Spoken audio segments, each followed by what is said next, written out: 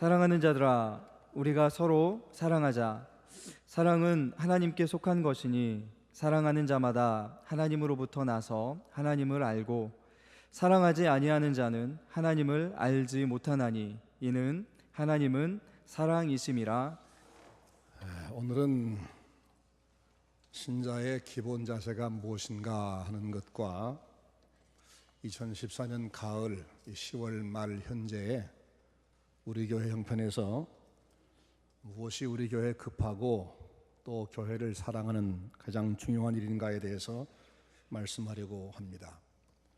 요한복음 15장 말씀 보면 예수님께서 말씀해 주시기를 너희는 포도나무 가지이고 하나님은 그 농부시다 라고 말씀하면서 열매를 맺으라. 열매를 맺지 않는 가지는 찍혀서 밖에 버려 말라지고 나중에는 불태워진다 라고 말씀했습니다.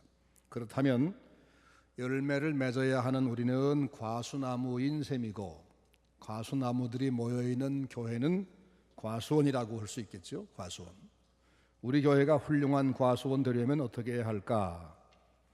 요즘이 가을이라 과수원마다 열매가 다 익어서 너무 아름다울 터인데 어떻게 농사를 지었길래 그렇게 좋은 열매를 가득히 맺게 했을까? 그래서 저는 우리 교회 과수원 경영하는 김동옥 장로님에게 전화를 해서 농사를 1년 동안 어떤 순서로 짓습니까? 라고 여쭤봤더니 답을 주셔서 그래서 설교 준비를 좀 했습니다. 첫째는 맨 먼저 하는 일이 전지를 한다고 그래요. 전지를 하고 소독을 한다. 맨 처음 하는 일은 필요 없는 가지를 잘라내주는 전지인데 물이 오르기 전에 이 일을 먼저 해야 한답니다.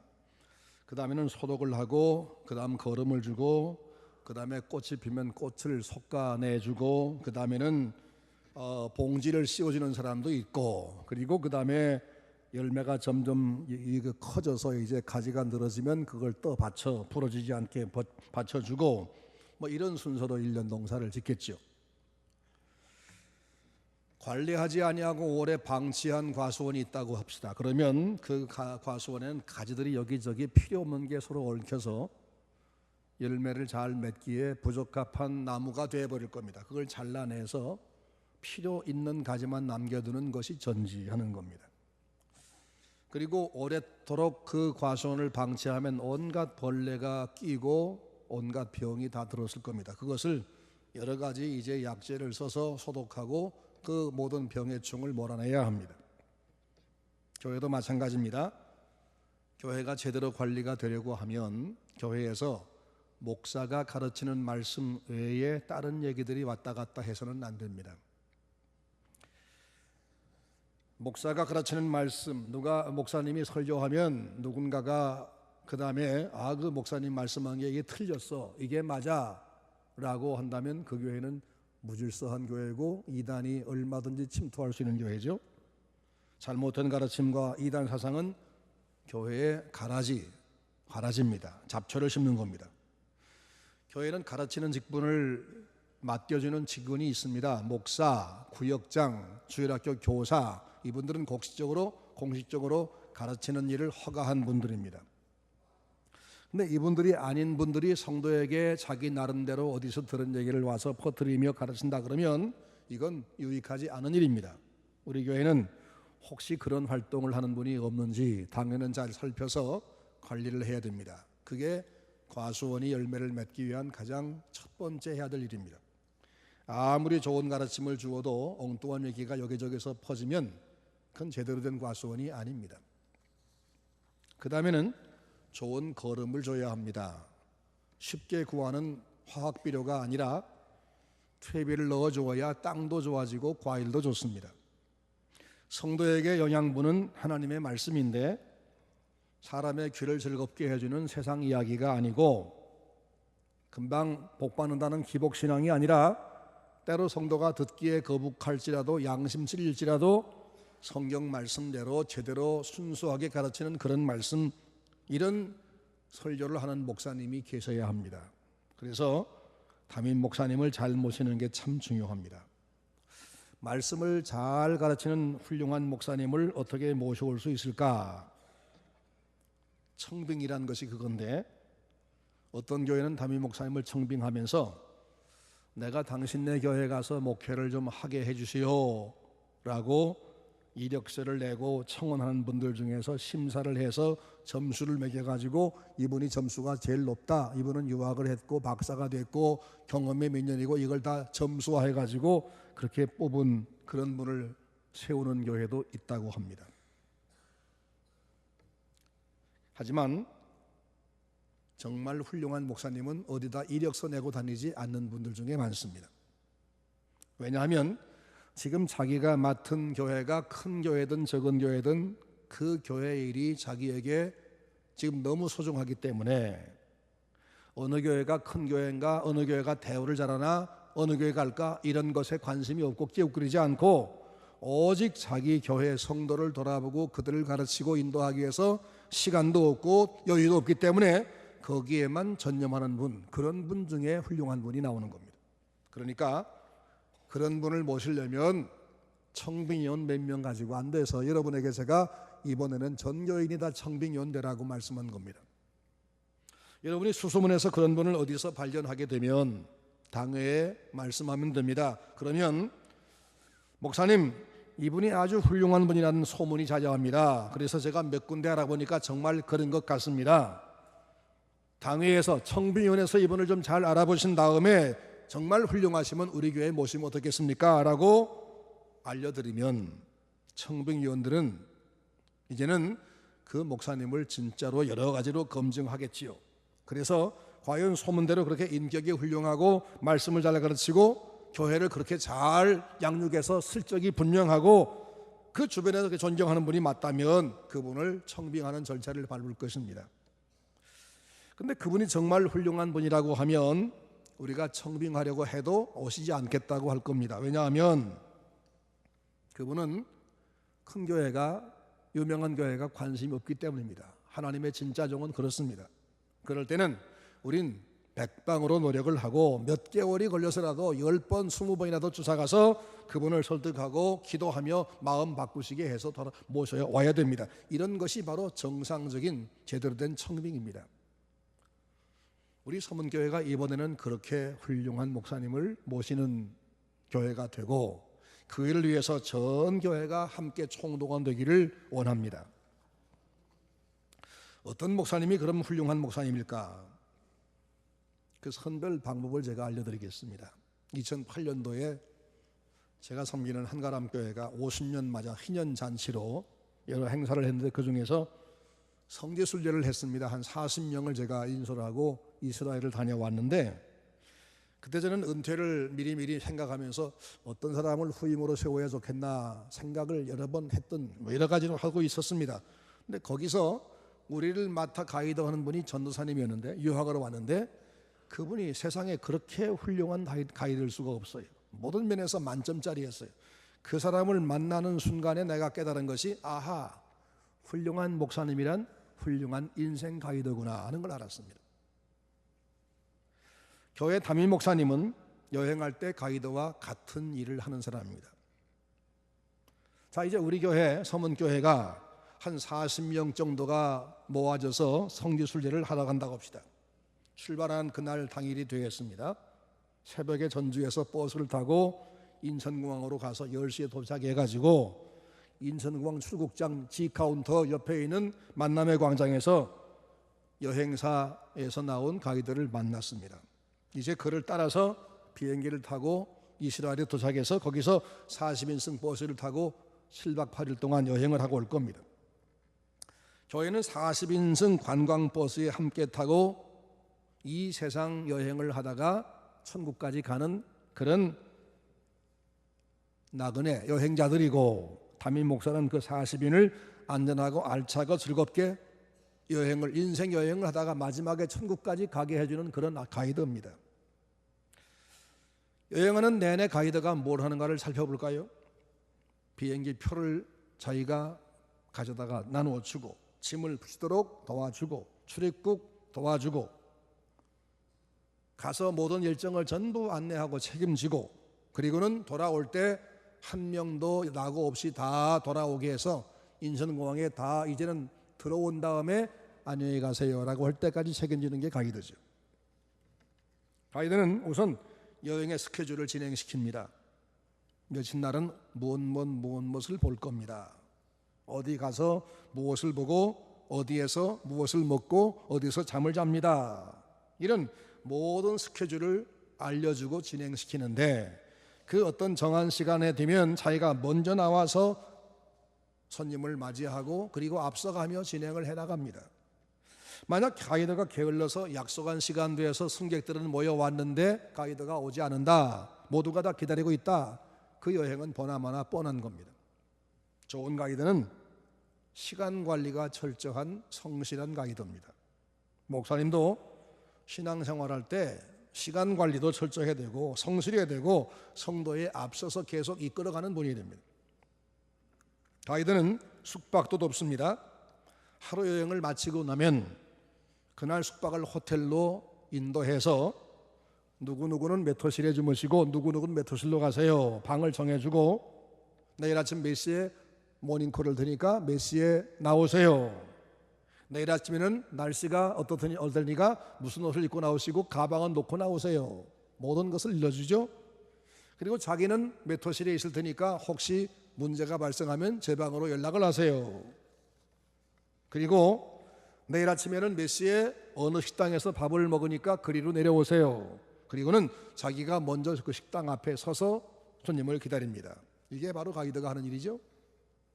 또 가이드는 하루 종일 데리고 다니면서 안전하게 차를 타게 하고 내리게 하고, 차에서 내려 구경할 때는 앞서가면서 저를 쭉 따라오세요, 딴 데 가지 말고 저를 따라오세요, 앞서가고, 혹 일행 중 한 명이 길을 잃어버리면 모든 것 제패하고 그 잃어버린 사람을 찾아내서 데리고 오고, 그렇게 자상하게 손님의 모든 걸 책임지는 사람이 가이드입니다.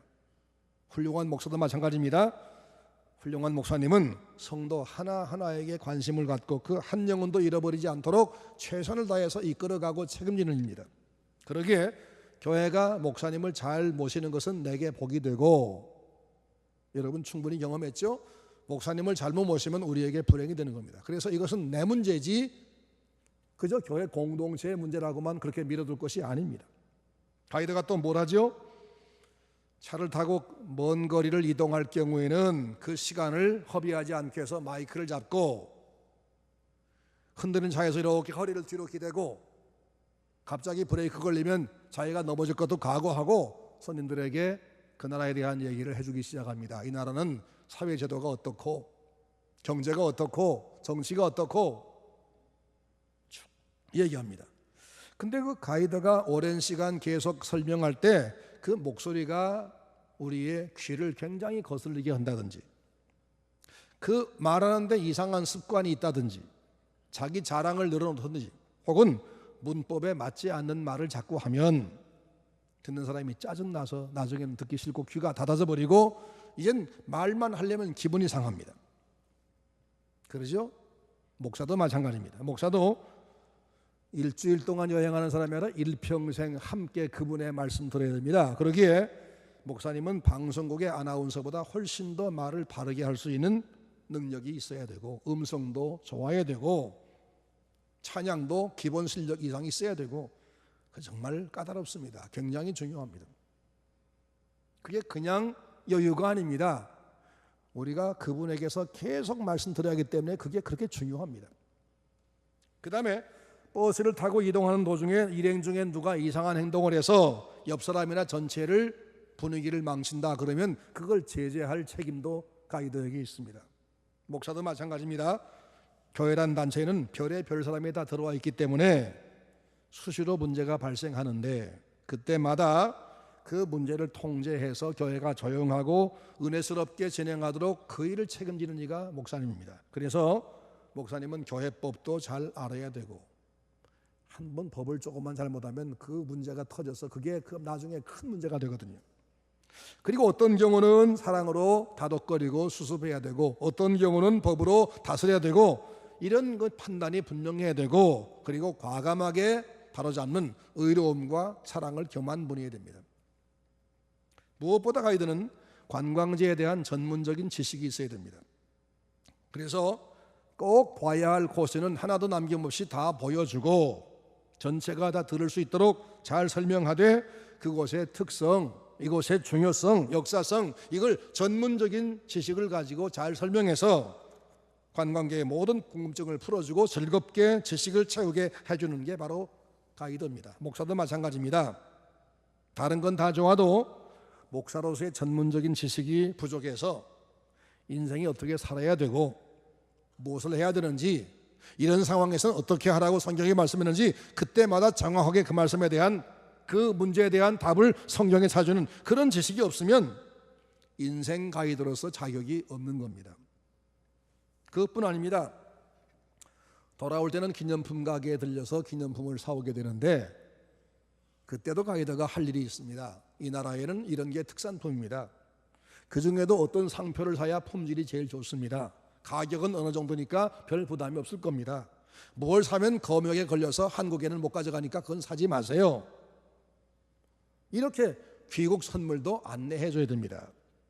근데 질이 안 좋은 가게들은 무엇을 사게 해야 내가 커미션 많이 먹나 싶어서 질 나쁜 상품 바가지 씌우는 것으로 안내합니다.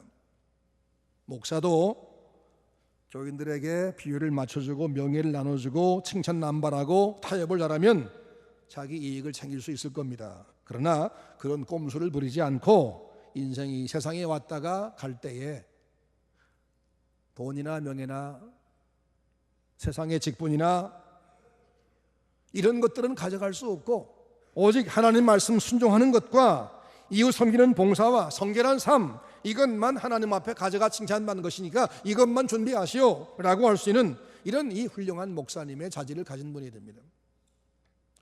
우리가 한평생 이 세상에 와서 살다가 가는데 이 구석 저 구석 이 동네 저 동네 인생을 살다가 마지막에 천국에 가는 게, 거기 돌아가는 게 우리 인생 나그네입니다.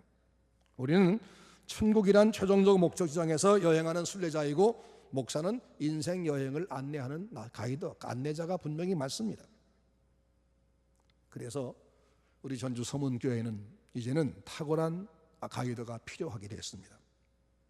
가고 먹고 차고 보고 듣고 즐기고 배우고 질서 지키며 끝까지 여행하다가 마침내 한 명의 낙오자도 없이 천국까지 가게 해줄 그런 탁월한 가이드가 우리 교회에 필요합니다. 훌륭한 가이드는 자기 옆에서 가끔씩 좋은 간식 나눠주는 그런 앞자리 승객만 아니라 저 뒤에 있는 승객도 하나하나 책임지고 관심 갖는 그런 훌륭한 가이드가 되어야 합니다.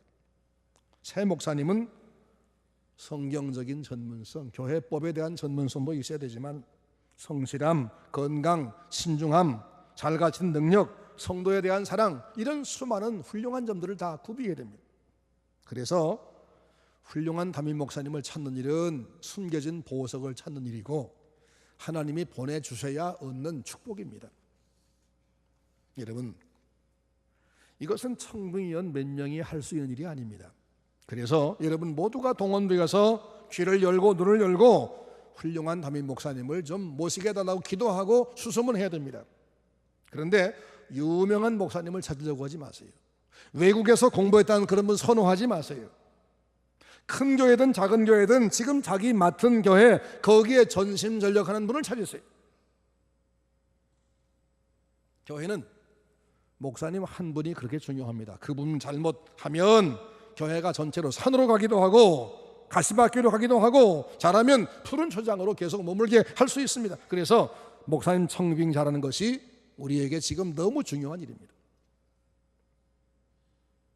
지금 당장에 우리가 할 일이 뭐냐?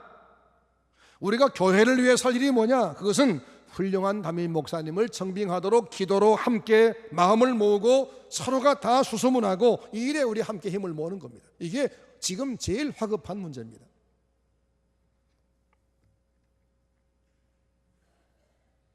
훌륭한 목사님 모시는 것은 좋은 걸음을 주는 것과 같습니다. 과수원에서. 그 다음에는 지지목을 받쳐주는 겁니다. 과수나무에 걸음을 주어서 꽃이 펴 열매를 맺으면 그게 다 되는 게 아닙니다. 열매가 너무 많이 달리면 과일이 이 알이 작아지니까 그걸 솎아서 알맹이가 크게 만들어주고 나중에 열매가 점점 커지면 가지가 쓰러지다가 부러지니까 이 지지목을 받쳐줘야 됩니다. 교회에서 지지목이 뭘까? 에베소 4장 16절 말씀, 그에게서 온몸이 각 마디를 통하여 도움을 입음으로 연락하고 상합하여 각 지체의 분량대로 역사하여 그 몸을 자라게 하며 사랑 안에서 스스로 세우느니라 라고 했습니다. 몸이 각 마디 통해서 서로 연결되고 서로 도움받는다. 이 말은 교회는 이 마디 같은 역할을 하는 사람이 있는데 그게 직분입니다. 중요한 직분들.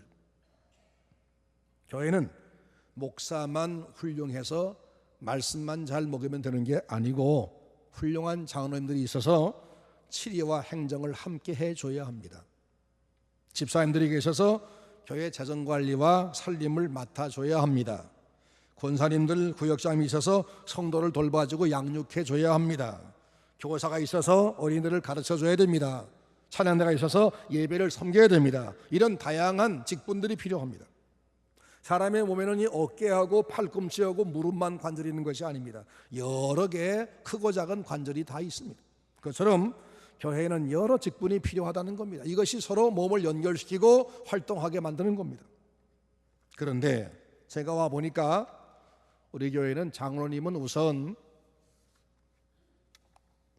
크게 부족하진 않지만 권사님들과 안수집사님은 너무 부족하다는 생각을 했습니다.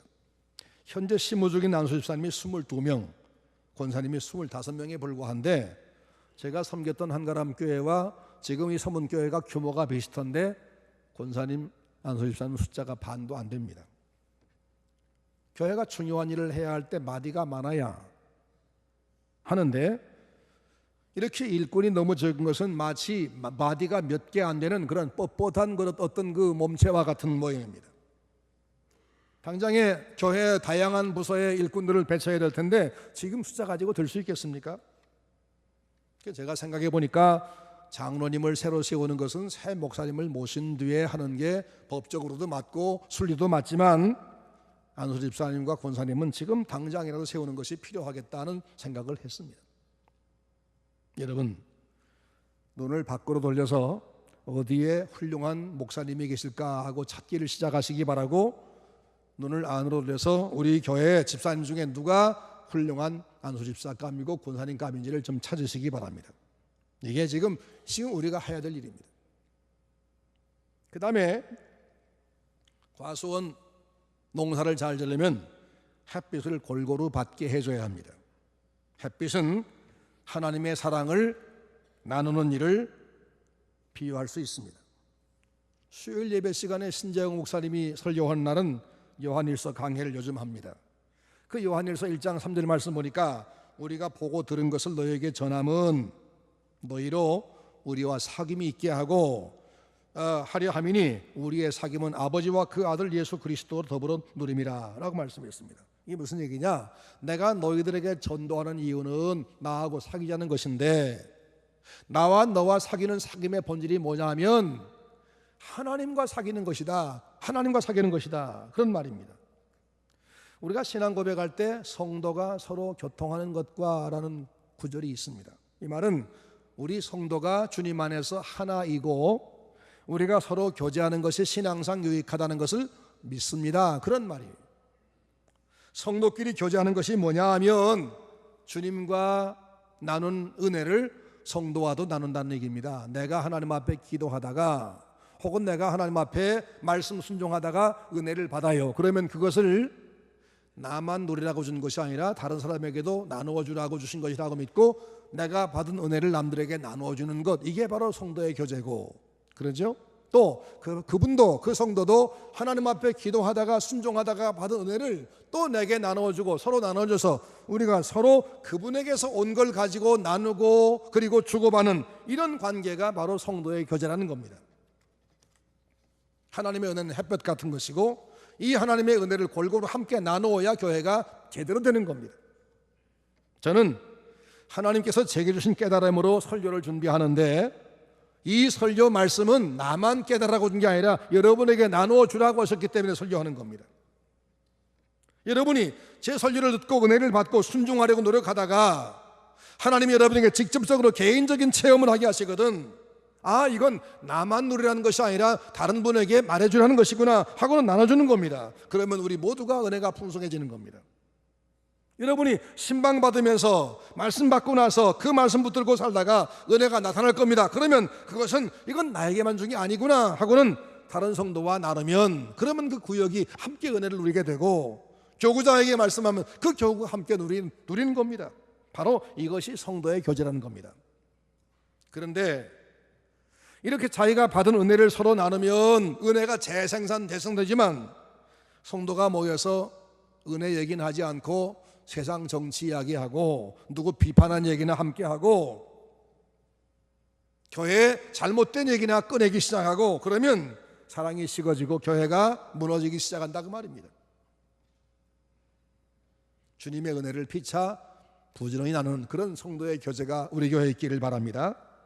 요한일서 1장 5절 말씀 보면 하나님은 빛이시라 그에게는 어두움이 조금도 없으시니라 그랬습니다. 우리가 계속 사귀는 그 상대 하나님 누구냐? 그분은 빛덩어리다.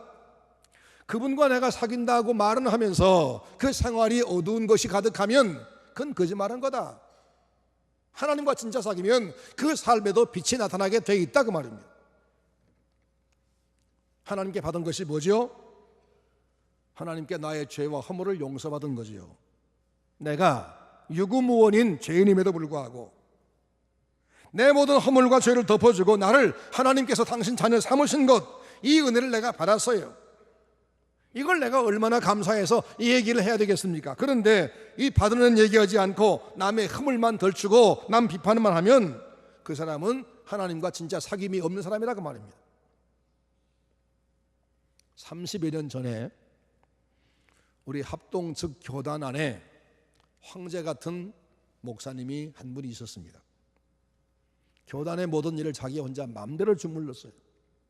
다른 목사님들이 그분 때문에 너무 시달리고 짓밟히고 어려웠어요. 참다 못해서 광주의 정교 목사님이라는 분이 주축이 돼서 교단을 분열했습니다. 합동신학원을 만들어서 개혁파라는 그런 이름으로 교단을 하나 만들었습니다. 저 사람이 너무 불의하니까 우리끼리 나가서 의로운 교단을 만들자 명분이 있었습니다. 좋은 취지 같았습니다. 그런데 하나님이 어떻게 하셨냐면 그 황제 같은 분을 몇 년 뒤에 데려가셨어요. 그래서 문제가 스스로 풀어져 버렸어요. 그리고 나서 분열된 것만 부작용만 나왔는데 30여 년 동안 흩어져서 함께 다 양쪽에 고생을 하고 결국은 지난 5년 전에 합해서 하나가 됐어요.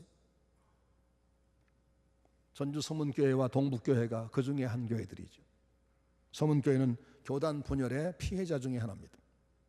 그런데 그 일로 인해서 교회 몇 교회만 방황하고 돌아온 게 아니고 한국의 장로교회가 4분 5열을 시작해서 그 이후로 둘이 되고 만 게 아니라 지금 장로교 합동식에서 나온 교단이 100개가 넘게 됐습니다. 조금만 참았더라면 이렇게 수습 불가능한 상태가 되지 않았을 터인데 얼마나 큰 상처가 한국교회에 왔는지 모릅니다. 우리 전주 서문교회도 한때 어려움을 참지 못해서 많은 일들이 만들어졌습니다. 참다 못해서 각각 정의감으로 주장을 하다가 일이 됐겠죠. 그런데 그 사건, 그런 사고를 겪다가 교회를 떠난 일이 많고 교회만 떠나는 것이 아니라 아예 예수님에게서 떠난 사람들이 많습니다. 이번 제가 165 신방에 보니까 그때 일로 인해서 교회 떠난 분들이 너무 많은 것을 발견했습니다. 그분들이 겪은 정처 없는 방황과 영적인 손실을 누가 보상해 주겠습니까? 누가 보상할 겁니까? 조금만 더 참았더라면 이런 풍파가 안 생겼을 것이고 믿음 약한 성도를 세상으로 교회 밖으로 내몰지 않았을 터인데 그 영혼 누가 책임질 겁니까? 교회를 떠난 그 당사자도 책임이 없는 것은 아닙니다. 부모가 아무리 마음에 들지 않아도 부모를 바꿀 수 없는 것처럼 교회도 그렇습니다. 부모가 싸운다고 자식이 집을 나가면 집안 꼴이 못되며 손해는 누가 보는 겁니까? 사람은 자기 가정을 떠날 수 없고 자기 가족을 바꿀 수 없습니다. 친구네 집이 아무리 잘 살고 그 집 식구들이 화목해 보여도 내 가족 버리고 그 집으로 갈 수 없는 겁니다. 내 집이 쓰러져가는 판잣집이라도 직장에 퇴근할 때 그 판잣집으로 와야 하는 거지 잘 사는 친구 집으로 가는 게 아닙니다. 집안 문제는 집안 식구들끼리 해결해야 됩니다. 남의 집이 부러우면 우리가 힘을 모아 그렇게 만들어 가야 됩니다. 그게 가족의 의무죠. 근데 우리는 교회가 싫다고, 꼴보기 싫다고 떠나갔습니다. 교회도 책임이 있고 떠난 분도 책임이 있습니다. 이제 과거에 그 이유를 묻지를 말고 교회를 떠나서 방황하는 영혼을 우리가 차지하지 않겠습니까? 그것이 우리 책임 아니겠습니까? 과거의 서문 가족이 지금 어디가 있는지, 뭘 하고 있는지 이제 알아봐야 하지 않겠습니까? 열심을 내어 그분들이 어디서 뭐 하는지 찾아 알아보고 그리고 돌아오라고 권면하는 것이 우리 도리 아니겠어요? 그리고 돌아오면 과거를 따지지 말고 과거를 말하지 말고 또다시 옛날 돌려놓지 말고 이젠 따스한 사랑으로만 환영해야 됩니다. 이제는 과거 문제로 누구를 비난하고 정죄하지 말고 서로 하나가 되어서 이 문제를 치료해야 됩니다. 여러분 한 분 한 분이 지금 내가 처한 자리에서 어떻게 내 역할을 할 수 있을까? 그 역할을 하시기 바랍니다. 이것이 바로 우리가 교회를 사랑하는 방법이고 하나님께서 오늘 여러분에게 명령하는 명령입니다. 주님은 너희가 서로 발을 씻어주라고 말씀했는데 우리는 발을 씻어주는 것이 아니라 네 발 왜 이렇게 더럽냐고 책망만 하고 있습니다. 상대 발이 더럽지 아니하면 씻어줄 이유가 없는 겁니다. 그러니 발 더럽다고 말하지 말고 씻어주려고 해야 됩니다. 이게 주님의 명령입니다. 사도 바울은 자기는 죄인 중에 괴수라고 자백했습니다. 그런데 남들과 비교해 볼 때 자기 죄가 더 많다 그 말이 아닙니다. 그가 믿음이 깊어지고 주님을 알면 알수록 남의 행위에 대해서는 관심이 없어졌습니다. 오직 자기가 문제였습니다. 그래서 자기 내면을 점점 더 깊이 들여다보니까 그러다 볼수록 자기한테 죄가 너무 많은 것이 알아져서 그래서 나는 죄인의 괴수구나라고 한 것입니다. 자기가 죄인 중에 괴수다, 다시 말하면 내가 죄가 제일 많다 이런 말 하는 사람은 남의 입장을 보는 사람이 아닙니다. 남을 탓하는 사람이 아닙니다. 그런 사람은 절대로 남의 얘기하지 않습니다. 남 얘기하지 않고 자기가 죄인인 것을 고백한 사람, 그는 주님과 진정으로 사귀는 사람이 맞습니다. 하지만 남의 허물을 여전히 세월이 가도 계속 들춰내고 그에 대해서 감정을 풀지 않고 이런 사람은 주님과 사귀지 않은 사람이 증명되는 겁니다. 여러분, 주님과 사귀지 않은 것을 드러내지 마세요. 우리는 하나님께 받은 용서와 사랑을 다른 형제와 나눠야 되는 책임이 있습니다. 그게 우리 성도의 교제입니다. 그리고 그렇게 하면 우리가 은혜가 풍성해집니다. 그리고 자기를 살피는 것, 그것이 바로 다음 주일 성례를 준비하는 겁니다. 성례식에 주님께서 말씀하기를 자기를 살피고 그 후에야 이 떡을 먹고 이 잔을 마실지니 그랬습니다. 이제는 형제를 사랑하고 용서하고 교회를 사랑하고 교회를 위해서 여러분 역할을 해야 됩니다. 더 이상 방관자가 되지 말고 교회가 어떻게 되나 보자, 요즘은 좀 좋아지는 것 같은데 모르겠어, 두고 보자, 이게 아니고 내가 이제 이 교회 정상화에 가속도가 붙기 위해서 함께 참여해야 됩니다. 그래서 11월 30일 날 다음 달 마지막 주일은 서문가족 총동원 주일로 지키려고 합니다. 총동원이 뭐냐? 우리가 총동원돼서 교회를 떠난 우리 가족을 찾아오자는 겁니다. 우리가 총동원돼서. 우리 교회 이제 좋아지지 않습니까? 언제까지 과거에 매이겠습니까? 이제는 잊어버립시다. 아직도 해결되지 않은 문제는 하나님께 맡겨버리고 이제는 용서하고 사랑하고 찾아오고 복음 전하고 이 우리의 본연의 입장, 이것만 최선 다합시다. 근데 아직도 밖에 나가서 불신자에게 전도하려고 치면 소문교회는 싸움 잘한다던데 너나 잘하세요. 그럴까 봐서 전도를 못하겠죠. 아직 자신이 없죠. 그럼 우선 할 일이 있습니다. 우선은 우리 교회를 떠나서 여기저기 방황하고 흩어진 우리 식구를 데려오는 겁니다. 주님께 받은 은혜를 성도와 함께 나누는 성도의 진정한 교제가 교회 사랑하는 방법이고 우리의 믿음을 키우는 방법이에요. 우리 모두가 그 일을 열심히 해서 서문교회 안에서 이런 봉사와 헌신이 강하게 일어나기를 주의 이름으로 축원합니다. 요한복음 21장 말씀 보면 부활하신 주님께서 자신을 배신하고 떠난 베드로에게 고기를 잡게 해주시고 음식을 먹여주시고 다 먹기를 끈질기게 기다리신 다음에 다 먹은 뒤에 하신 말씀이 네가 나를 사랑하느냐라고 3번 물으셨습니다. 요한일서 4장 말씀 보니까 형제를 사랑하지 않는 사람은 하나님을 알지도 못하는 무식쟁이라고 말씀했습니다. 오늘 본문입니다. 사랑이 신자의 본질이다 그런 얘기죠. 고린도전서 13장 말씀 보니까 사랑이 제일이다, 사랑이 영원하다라고 했습니다. 요한계시록 2장 말씀 보니까 에베소 교회에 편지하시면서 나는 내 형편, 내 수고, 내 충성, 내 인내, 내 업적 다 알고 있다라고 말씀한 다음에 하지만 내가 처음 사랑을 잃어버렸다 라고 지적하시면서 내가 만약 일깨어서 처음 사랑 회복하지 아니하면 내 촛대를 옮겨서 영원히 빛을 발하지 못하게 하겠다고 말씀했습니다. 교회에게는 사랑이 전부입니다. 성도에게는 사랑이 본질입니다. 이 사랑은 늙어서 힘이 없어져도 할 수 있는 것이고 목사, 장로, 권사 이름 없어도 은퇴해도 할 수 있는 것이고 기억력 떨어져도 할 수 있는 겁니다. 이제 사랑하는 일을 합시다. 주님 사랑하는 것이 교회 사랑하는 겁니다. 교회 사랑, 성도 사랑이 주님 사랑입니다. 이제 내 교회를 위해 내가 어떻게 할 수 있을까?